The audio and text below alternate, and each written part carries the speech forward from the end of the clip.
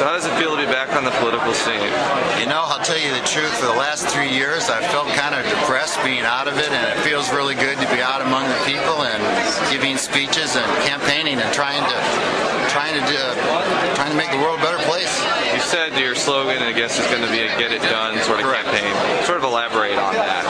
Well, you know, there's been several times in history where the Democrats have had the presidency, they've had the United States Senate, they've had the House of Representatives, but they were unable to actually get things done. They really didn't deliver on all their promises that were made. I think in 2009, as I said in my speech, that we'll have the presidency, we'll have the U.S. Senate, we'll have the House. We need to deliver on our promises.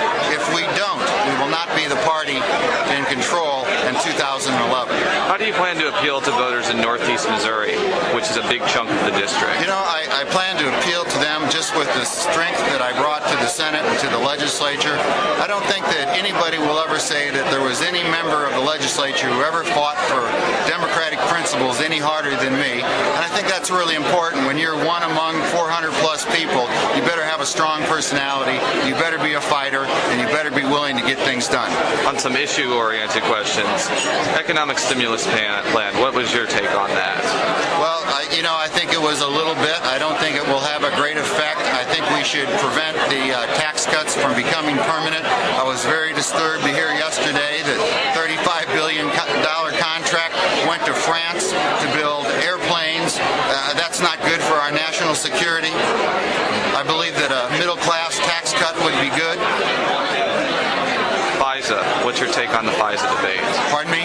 FISA, the Foreign Intelligence Surveillance Act? I would vote against that bill. I don't think that there should be I don't think there should be warrantless wiretaps. And you don't think there should be retroactive immunity for the telecom industry? I don't think immunity should ever be given to anybody. I think that everybody should have their day in court. On the war, what is your vision for the presence in Iraq and Afghanistan? Well, obviously, when I take office in January, the situation will be differently. I think we have an enemy. The enemy is Al-Qaeda.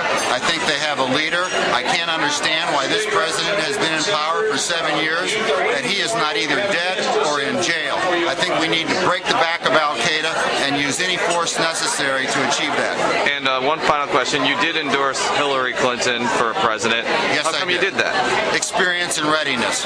You know, I've been in the legislature a long time.